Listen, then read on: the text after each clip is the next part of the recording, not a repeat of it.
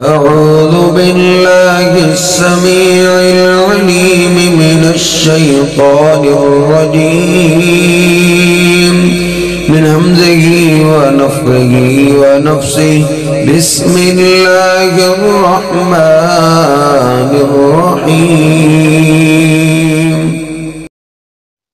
إن الحمد لله نحمده ونستعينه ونستغفره ونؤمن به ونتوكل عليه ونعوذ بالله من شرور أنفسنا ومن سيئات أعمالنا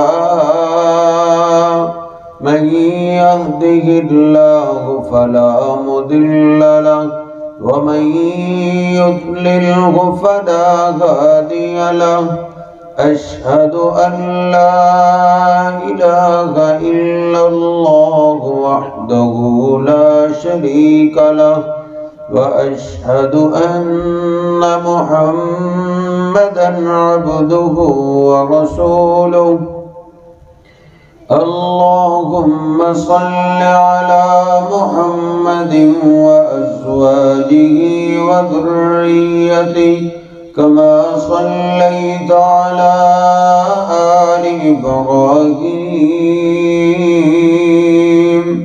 وبارك على محمد وأزواجه وذريته كما باركت على آل إبراهيم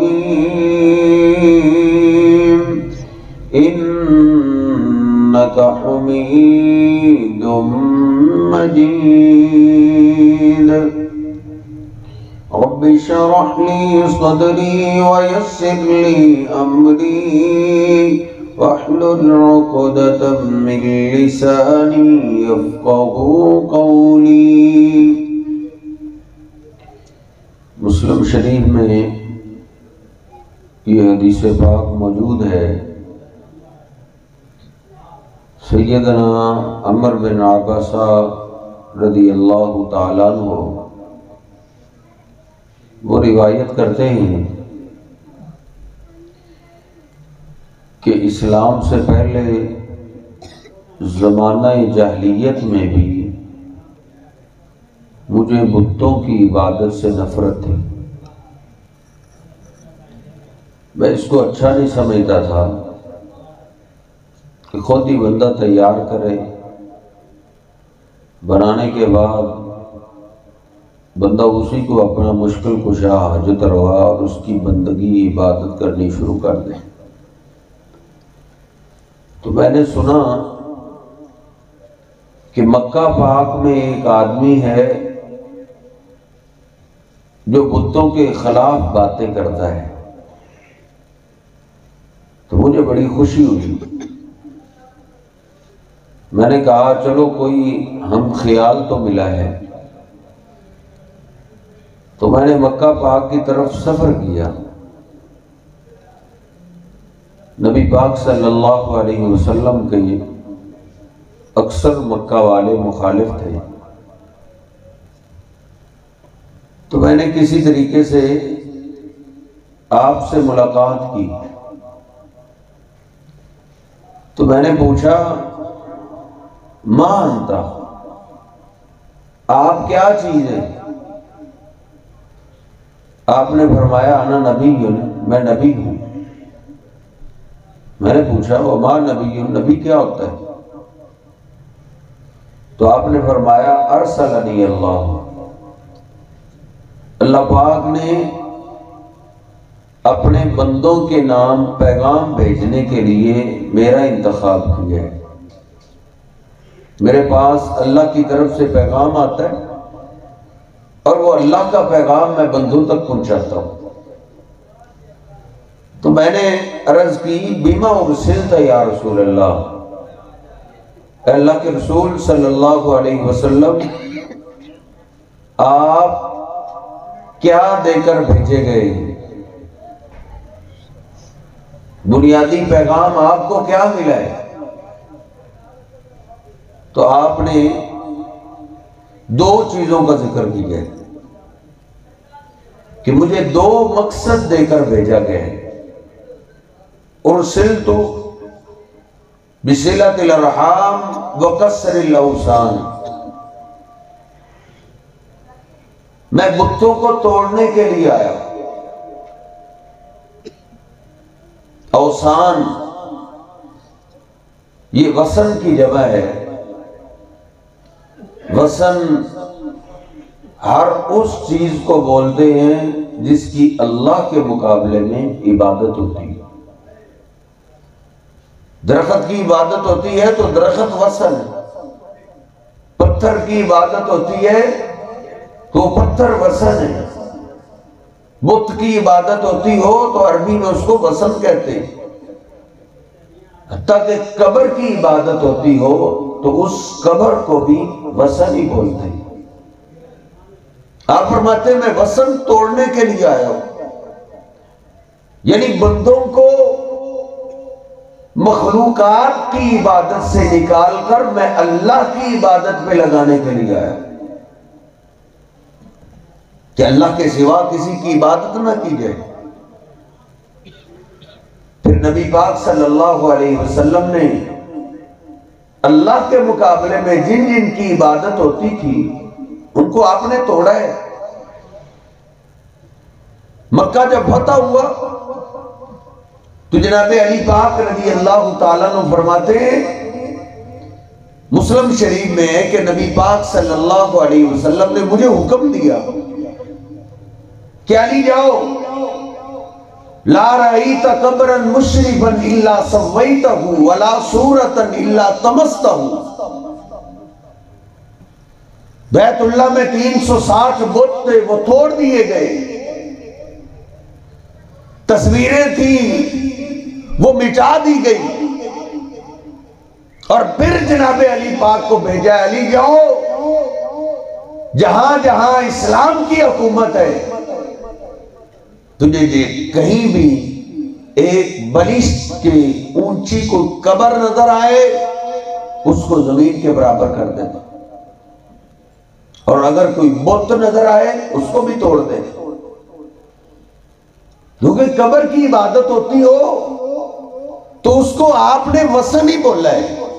نبی پاک صلی اللہ علیہ وسلم کی جو آخری دعائیں ہیں ان میں سے آپ کی ایک دعا یہ ہے، اللہم لا تجعل قبری وثنا یعبد، اے اللہ تو میری قبر کو وثن نہ بنا دینا، مانا یہ میری قبر کی عبادت شروع نہ ہو جائے۔ جس طرح یہودی عیسائی وہ قبروں کی عبادت کرتے ہیں، قاتل اللہ الیہود والنصارى اتخذوا قبور انبیائہم مساجدا، برباد ہو گئے یہودی بھی عیسائی بھی۔ کون سے یہودی عیسائی جنہوں نے اللہ کو چھوڑ کے انبیاء اور نیک لوگوں کی قبروں کی عبادت شروع کر دی۔ نبی پاک صلی اللہ علیہ وسلم اللہ کے غیر کی عبادت سے روکنے کے لیے آئے، اللہ کی عبادت پہ لگانے کے لیے آئے۔ جناب علی پاک رضی اللہ تعالیٰ کی جب حکومت آئی تو آپ نے اپنے کمانڈر ابو الحیاج اسدی کو بلایا مسلم شریف میں کہ ابو الحیاج کیا میں تجھے اس کام کے لیے نہ بھیجوں جس کام کے لیے مجھے اللہ کے محبوب پیغمبر نے بھیجا تھا؟ وہ کون سا کام ہے؟ کہا جاؤ جو قبر تجھے ایک بلش سے اونچی نظر آئے اس کو زمین کے برابر کر دے۔ یہ جناب علی پاک رضی اللہ تعالیٰ عنہ کا مسلک ہے کہ اللہ کے مقابلے میں کسی قبر کی عبادت نہ ہو، اور اگر تجھے بت نظر آئے اس کو بھی مٹا دینا۔ قبروں کی عبادت بھی ایسے ہی ہے جیسے بندہ بت کی عبادت کرتا ہے، کیونکہ جس کی روح نکل گئی وہ تو جنت میں پہنچ گیا، اگر نیک ہے تو وہ جنت میں اللہ کے پاس چلا گیا۔ اب مٹی کی ڈھیری کو آپ پڑی کو پوج لیں یا کھڑی کو پوج لیں، بات تو ایک ہی، تو نبی پاک صلی اللہ علیہ وسلم کا پہلا مقصد یہ ہے کہ اللہ کے مقابلے میں جس کی عبادت ہوتی ہے نہ اس کو ختم کرنے کے لیے آیا۔ بت تو ہم نے بھی توڑ دی، قبروں بتوں کی ہم تو عبادت نہیں کرتے، لیکن جو آپ کی آمد کا دوسرا مقصد ہے اس کی ہم نے دھجی اڑا دی۔ وہ کیا ہے؟ آپ فرماتے ہیں بصلۃ الارحام، میں رشتے داریوں کو ملانے کے لیے آیا ہوں۔ جس طرح عقیدہ توحید نبی پاک صلی اللہ علیہ وسلم کا مقصد حیات ہے، مقصد نبوت ہے، ایسے ہی رشتے داریوں کو ملاتے رہنا یہ بھی نبی پاک صلی اللہ علیہ وسلم کی آمد کا بنیادی مقصد ہے۔ جس طرح ایک مشرک آدمی کا عمل قبول نہیں ہوتا، ایسے ہی رشتے داری توڑنے والے کی بھی کوئی نیکی سر سے اوپر نہیں جاتی۔ جس طرح ایک مشرک آدمی اس پہ اللہ نے جنت حرام کر دی ہے، وَمَن يُشْرِكْ بِاللَّهِ فَقَدْ حَرَّمَ اللَّهُ عَلَيْهِ الْجَنَّةَ، جس نے شرک کیا بغیر توبہ کے اللہ کے پاس چلا گیا، موت آ گئی تو اللہ نے مشرک پہ جنت حرام کر دی۔ ایسے ہی بخاری شریف میں حدیث پاک ہے، نبی پاک صلی اللہ علیہ وسلم فرماتے ہیں لا يدخل الجنت قاطع، رشتہ داری کاٹنے والا جنت میں نہیں جائے گا۔ یہ بڑا عام مسئلہ ہے۔ نبی پاک صلی اللہ علیہ وسلم فرماتے ہیں من کان یؤمن باللہ والیوم الاخر فلیصل رحمہ، جو اللہ پہ ایمان رکھتا ہے، قیامت کے دن پہ ایمان رکھتا ہے، نبی پاک صلی اللہ علیہ وسلم پہ ایمان لایا ہے، فَلْيَسِلْ رَحِمَهُ، تو اس کو پھر چاہیے کہ وہ رشتہ داری ملاتا رہے، رشتہ داری نہ توڑے۔ نبی پاک صلی اللہ علیہ وسلم نے رشتہ داری کے معاملے میں ہماری تربیت تو یوں کی ہے کہ اگر آپ کا رشتہ دار کافر بھی ہے تو آپ پھر بھی رشتہ داری کا خیال رکھیں۔ آپ کا رشتہ دار بے نماز ہے، بے دین ہے، لیکن آپ کا جو رشتہ داری والا تعلق ہے وہ اس سے نہ ٹوٹے۔ رشتہ داری آپ ملاتے رہے، اس سے اچھا سلوک کریں، اس کو دعوت دیتے رہے اچھے انداز سے۔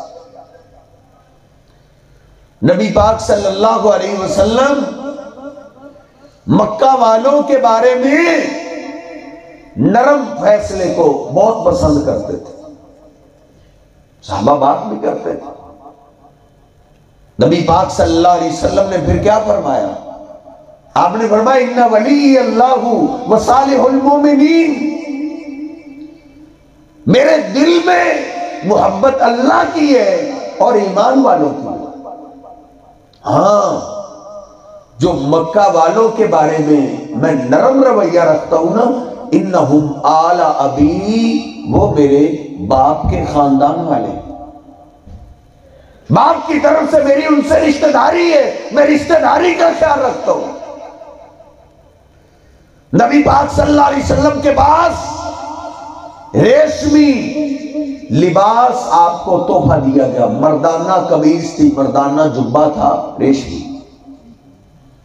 آپ کو تحفہ دیا گیا۔ اب اسلام میں مرد کے لیے ریشمی لباس حرام ہے، آپ نے وہ تحفہ سیدنا عمر فاروق رضی اللہ تعالیٰ عنہ دے دی۔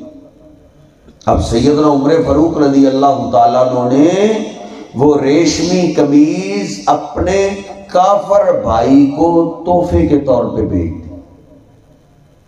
بھائی کون ہے؟ کافر ہے، لیکن اس سے رشتہ داری ہے، اس کا ایک تعلق ہے کہ وہ رشتہ دار ہے، رشتہ داری کو نبھاتے ہوئے جناب عمر فاروق رضی اللہ تعالی نے وہ ریشمی قمیض اپنے بھائی کو تحفے میں دے دی۔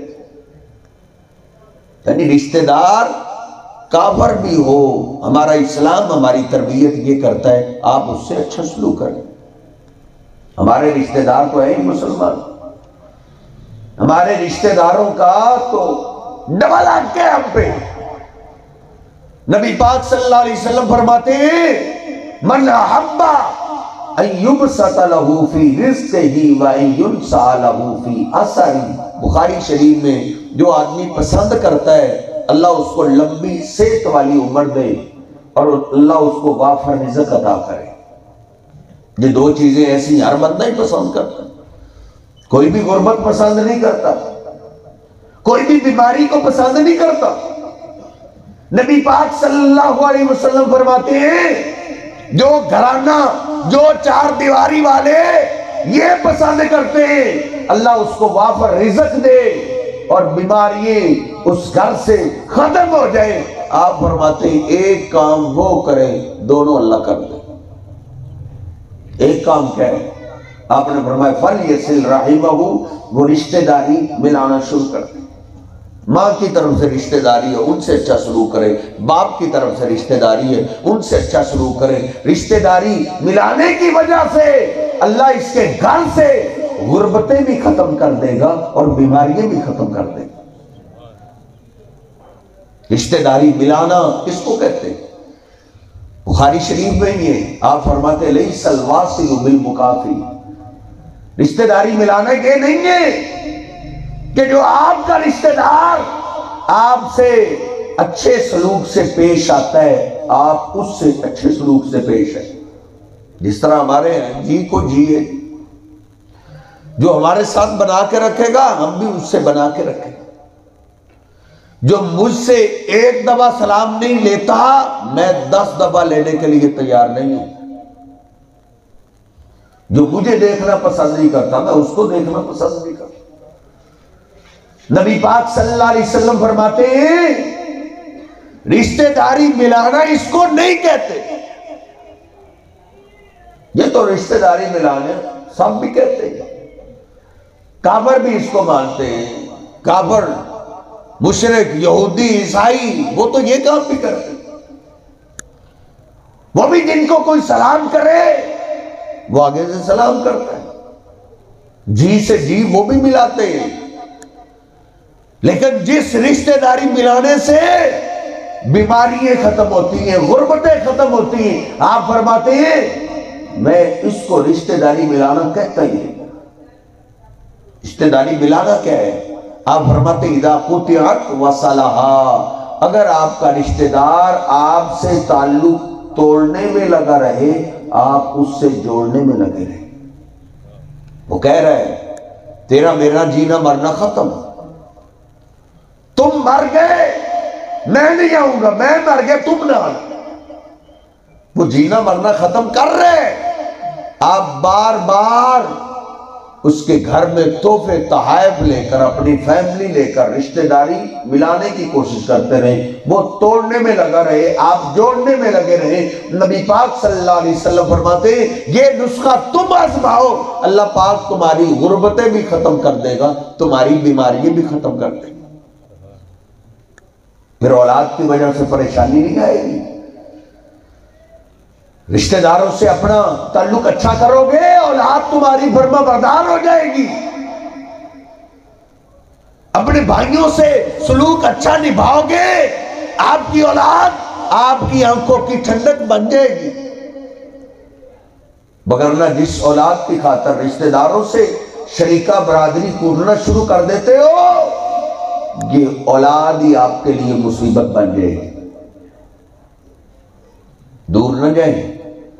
دیپارپول کا واقعہ ہے، ایک آدمی نے اپنے بھائیوں کو کچھ نہ دیا، سارا حق خود سمیٹتا رہا، اپنے نام لگواتا رہا، بھائیوں کو جائیداد سے فارغ کرتا رہا. کس کے لیے؟ اولاد کے لیے. بھائیوں کو کچھ نہیں دیا، کروڑوں کی جائیداد خود اپنے نام لگا دیا، بھائیوں کو اس نے فارغ کر دیا. لیکن یہ ظلم اور یہ نیکی اس کی جزا سزا اللہ نے ادھار نہیں رکھی. اس کی جزا بھی نقد ملتی ہے، سزا بھی نقد ملتی ہے. اللہ تو دیکھ رہا ہے. جائیداد سے فارغ کرتا رہا اپنی اولاد کی خاطر. اور پھر اس نادان کو اس کے بیٹے نے ہی قتل کیا ہے۔ اپنے رشتہ داروں سے تعلق توڑ کے تو سمجھے گا تیری اولاد تیری آنکھوں کی ٹھنڈک بن جائے گی، یہ آپ کی بھول ہے۔ پوری دنیا کے انسانوں کے دل اللہ کی دو انگلیوں کے درمیان ہے۔ نبی پاک صلی اللہ علیہ وسلم فرماتے یقلبھا کیف یشاء، اللہ جدھر چاہتا ہے دلوں کو پھیر دیتا ہے۔ اگر تو اپنی اولاد کی خاطر اپنے بھائیوں کو بگاڑے گا، تیری اولاد تیری دشمن بنے گی۔ اپنی اولاد کی خاطر اپنی بہنوں سے بگاڑے گا، اپنے ماں باپ سے بگاڑے گا، پھر اللہ تیری اولاد کو بگاڑ دے گا، پھر اس کو تو سدھار نہیں سکے گا۔ اس لیے نبی پاک صلی اللہ علیہ وسلم فرماتے ہیں جو رشتہ داری ملانے میں لگا رہتا ہے اللہ اس کے کام اپنے ذمے لے لیتا ہے۔ جناب علی پاک رضی اللہ تعالیٰ عنہ کو نبی پاک صلی اللہ علیہ وسلم نے اسی لیے تو وصیت کی، آپ کے بیٹے بیٹیاں سب دنیا سے چلی گئی، بیٹیاں بھی بہت ہوگی، بیٹے بھی بہت ہو گئے، ایک بیٹی آپ کی زندہ ہے، سیدہ فاطمہ رضی اللہ تعالیٰ عنہ۔ اور ماں باپ کو آپ جانتے ہیں اپنی اولاد کی فکر تو رہتی ہے فطرتی طور پہ۔ اب نبی پاک صلی اللہ علیہ وسلم نے جناب علی جن کے گھر آپ کی بیٹی تھی، اس گھر کے سکون کے لیے، آرام کے لیے، چین کے لیے نبی پاک صلی اللہ علیہ وسلم نے جناب علی پاک کو وصیتیں کیا کی؟ آپ نے فرمایا علی ادھر آؤ، ہو سکتا ہے اللہ کی طرف سے پیغام آئے اور میں اللہ کے پاس چلا جاؤں۔ یاد رکھو علی، سل من کا تعاقہ، جو تجھ سے رشتہ داری توڑے آپ نے آگے سے توڑنی نہیں، آپ نے ملانی۔ سل من کا تعاقہ، جو آپ سے تعلق توڑے آپ نے ملاتے رہنے۔ وَآتِ مَنْ حَرَمَكَ، اے علی اگر تجھے کسی چیز کی ضرورت پڑی ہے، تجھے چیز نہیں دے رہا، اگر وہ تیرے پاس مانگنے کے لیے آ گئے تو آپ نے تانا نہیں دینا، آپ نے اس کو دے دینی۔ وَاعْفُ عَمَّنْ ظَلَمَكَ، علی تیرا رشتہ دار، تیرے سے تعلق ملانے والے اگر تجھ پہ ظلم اور زیادتی کر بیٹھے تو آپ نے اپنے رشتہ داروں کو معاف کرنا ہے۔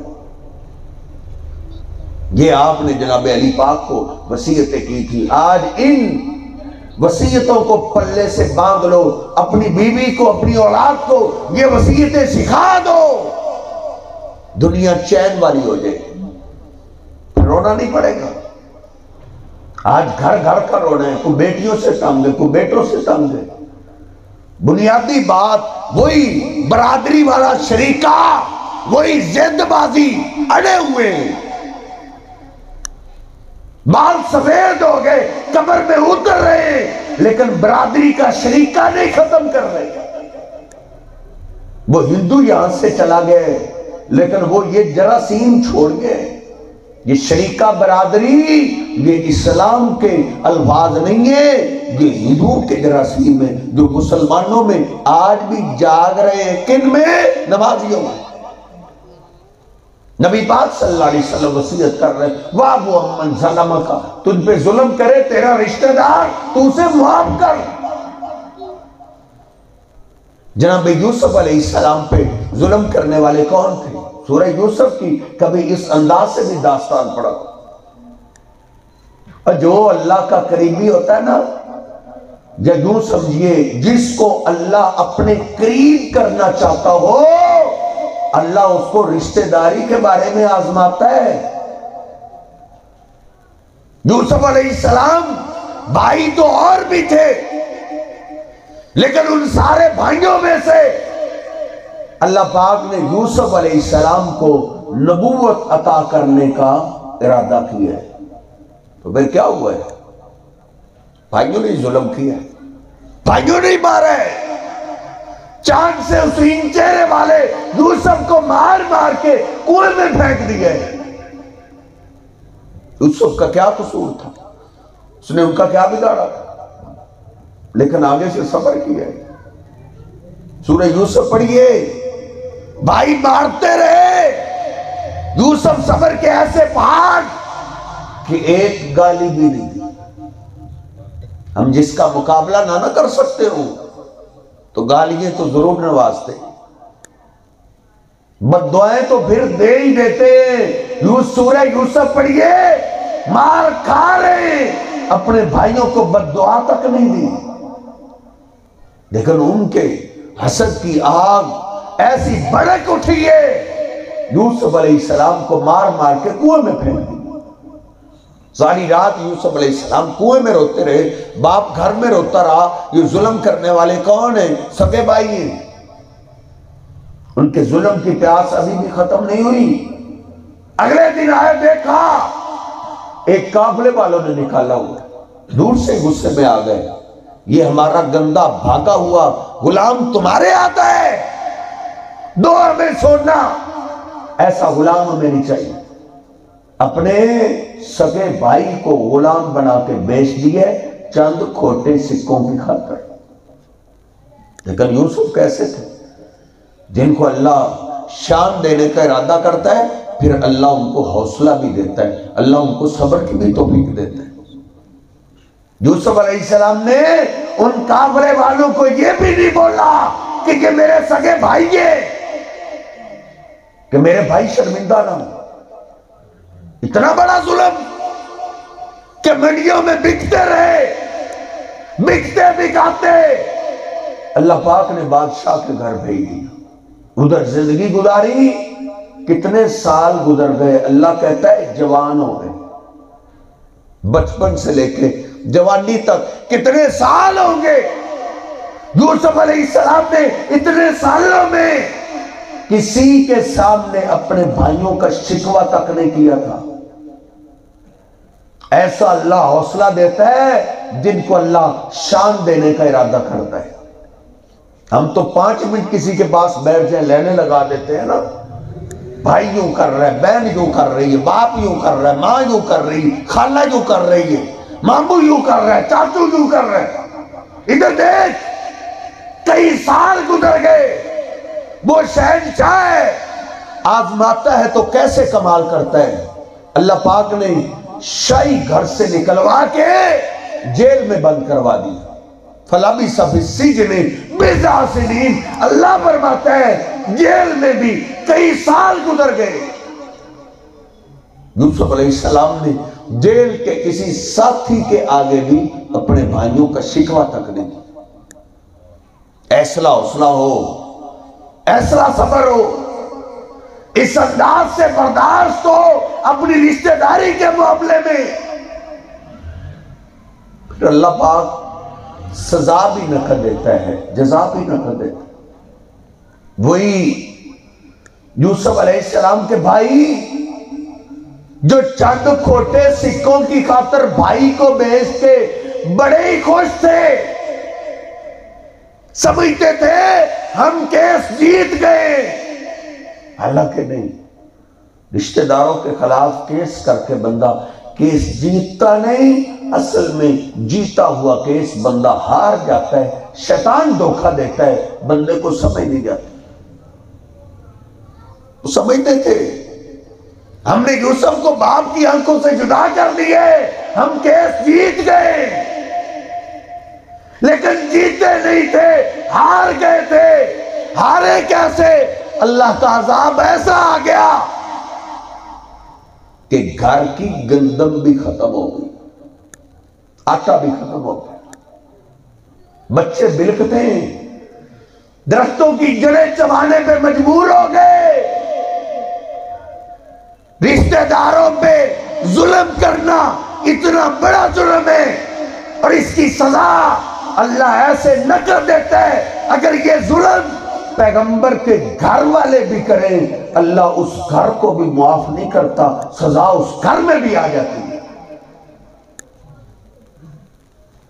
کروڑ پتیوں کو ہم نے ککھ پتی ہوتے دیکھا ہے۔ رشتہ داروں کے معاملے میں اپنی اولاد کے دشمن نہ بنو، ضد چھوڑ دو، اپنی رشتہ داری کو ملانا شروع کر دیا۔ یعقوب علیہ السلام روتے ہوئے کہتے ہیں سنیں مصر کا ایک بادشاہ بنے، اب تو بچے رات کو سوتے بھی نہیں بھوک کی وجہ سے، جاؤ اس سے غلہ ہی لے کے آ جاؤ۔ ادھر سے یوسف علیہ السلام جو صبر کے پہاڑ بنے رہے، اللہ سزا اگر نقد دیتا ہے تو جزا بھی نقد دیتا ہے۔ اللہ پاک نے یوسف علیہ السلام کو جیل خانہ سے نکال کر مصر کا بادشاہ بنا دیا تھا، مصر کے بادشاہ بن گئے۔ آپ بھی بادشاہ بن جاؤ گے، عزتوں والی زندگی گزرے گی، ٹینشن پریشانیاں ختم ہو جائے گی۔ آج سے اپنے رشتہ داروں کے بارے میں دل صاف کر دو، اللہ دل دیکھتا ہے، تو بھی کون اپنے دل میں ہی رکھتا ہے۔ رشتہ داروں کو پتہ اس وقت چلتا ہے جب وہ تیری داڑھ کے نیچے آ جائے کہ یہ میرا رشتہ دار میرا دشمن تھا۔ اللہ دل دیکھتا ہے، دل صاف کیجئے۔ یوسف علیہ السلام اوپر سے بھی صاف تھے، دل بھی صاف تھا، اللہ پاک نے ان کو دنیا کی بادشاہی عطا کر دی۔ دیکھ پھر حوصلہ کیسا ہے، دیکھ پھر صبر کیسا ہے، برداشت کیسی ہے۔ بھائی آگے غلہ لینے کے لیے، قرآن پاک بھائیوں کے تو خواب و خیال میں بھی نہیں تھا کہ جس سے ہم غلہ لینے کے لیے آئے ہوئے ہیں وہ ہمارا بھیا یوسف ہے، جس کو ہم نے مار مار کے کنویں میں پھینکا تھا وہ ہمارا بھیا یوسف ہی ہے، جس کو ہم نے کھوٹے سکوں کی خاطر بیچ ہی دیا تھا وہ ہمارا بھائی یوسف ہی ہے۔ ان کو تو نہیں خبر تھا، لیکن یوسف علیہ السلام جو اچھے لوگ ہوتے ہیں ان کو عزت مل بھی جائے وہ اوقات سے باہر نہیں ہوتے۔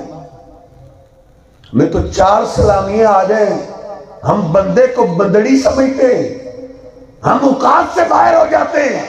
دیکھ پورے مصر کے بادشاہ بنے ہوئے، اللہ کہتا ہے یوسف علیہ السلام نے پہچان لیا کہ یہ میرے بھائی آ گئے۔ چاہتے تو ایک ایک تھپڑ کا بدلہ لے سکتے تھے، لیکن اینٹ کا جواب پتھر سے دینا کوئی بہادری نہیں۔ میرے محبوب پیغمبر نے بہادر اس کو کہا ہی نہیں جو ہرا دے۔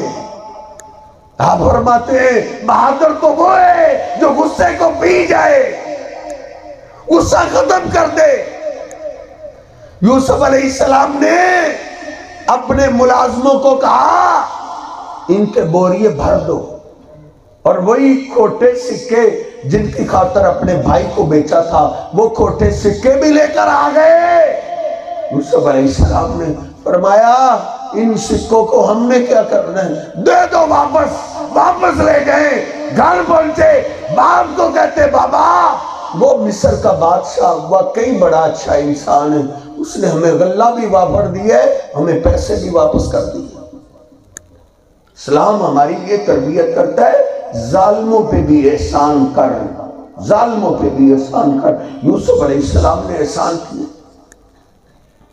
پھر آئے، پھر غلہ کیا، پھر آئے، باتوں باتوں میں واقفیت ہوئی، پوچھنے لگے اِنَّكَ لَأَنْتَ یوسف، کہیں آپ یوسف ہی تو نہیں ہیں؟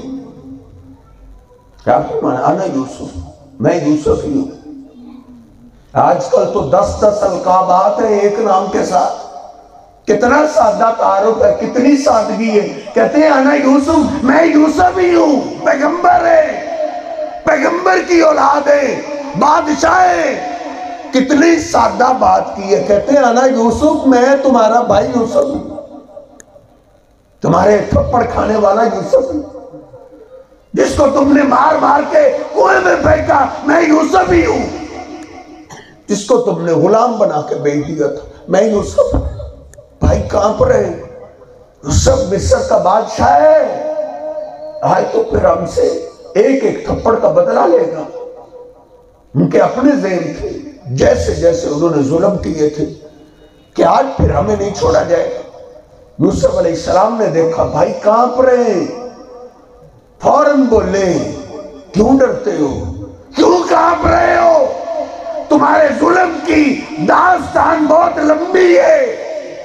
تم نے مجھے بھی رلایا، میرے بابا کو بھی رلایا، میرے بابا کو تم نے اتنا رلایا، وَبِيَزَّتَيْنَا، میرے بابا کی آنکھیں سفید ہو گئی، لیکن پھر بھی تم میرے بھائی ہو۔ لا تثریب علیکم اليوم یغفر اللہ لکم، اور میرے بھائیو میں نے تمہیں معاف کر دیا ہے، اللہ سے مجھے امید ہے میرا اللہ بھی تمہیں معاف کر دے۔ اس لیے اللہ پاک نے پوری ایک سورت یوسف علیہ السلام کی اس داستان پہ اتاری ہے۔ نبی پاک صلی اللہ علیہ وسلم کے ساتھ بھی یہی ماجرا ہوا ہے۔ آپ کو مکہ میں مارنے کا آغاز کرنے والے آپ کے خاندان والے تھے، پتھر مارنے والے آپ کے خاندان والے تھے، وہ آپ کے خاندان والوں نے بولا تھا گردن کاٹ دو، 100 اونٹ انعام ملے گا۔ نبی پاک صلی اللہ علیہ وسلم چھپتے چھپاتے وہاں سے نکلے، جناب ابوبکر صدیق کو ساتھ لیے۔ چند سالوں کے بعد آپ 10,000 کا لشکر لے کر فاتحانہ حیثیت سے مکہ میں آ گئے۔ سارے مکہ کے لوگ قیدی بن کے سامنے بیٹھے ہیں، آپ بیت اللہ کے دروازے پہ کھڑے ہیں۔ آپ نے پوچھا ہے مکہ والو، تمہارے ظلم کی ساری داستانیں یاد ہیں، اب اپنا فیصلہ تم بھی کرو، تمہارے ساتھ کیا سلوک ہونا چاہیے؟ تلواریں چمک رہی ہیں، گردن کاٹنے کے لیے صحابہ تیار ہیں، آپ پوچھ رہے ہیں تم بولو تمہارے ساتھ سلوک کیسا ہونا چاہیے؟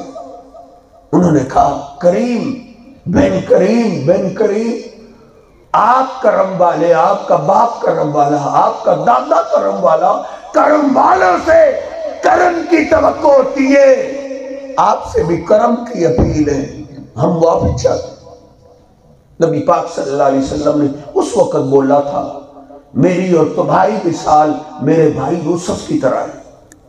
اگر تمہارے ظلم کی داستان بہت لمبی ہے تو یوسف علیہ السلام کے بھائیوں نے بھی بہت ظلم کیا تھا، میں بھی تمہیں وہی کہتا ہوں جو میرے بھائی یوسف نے اپنے بھائیوں کو کہا تھا، لا تثریب علیکم اليوم یغفر اللہ لکم، آج تم سے کوئی بدلہ نہیں، میں نے تمہیں معاف کر دیا ہے، میرا اللہ بھی تمہیں معاف کر دے گا۔ اس لیے ہمارا دین رشتہ داری کے معاملے میں ہمیں نرمی کا درس دیتا ہے، اپنے دل کو صاف کرنے کا درس دیتا ہے۔ اللہ رب العزت مجھے اور آپ کو سمجھنے کی توفیق عطا فرمائے۔ وَأَقُولُ قَوْلِي هَٰذَا أَسْتَغْفِرُ اللَّهَ لِي وَلَكُمْ وَلِسَائِرِ الْمُسْلِمِينَ۔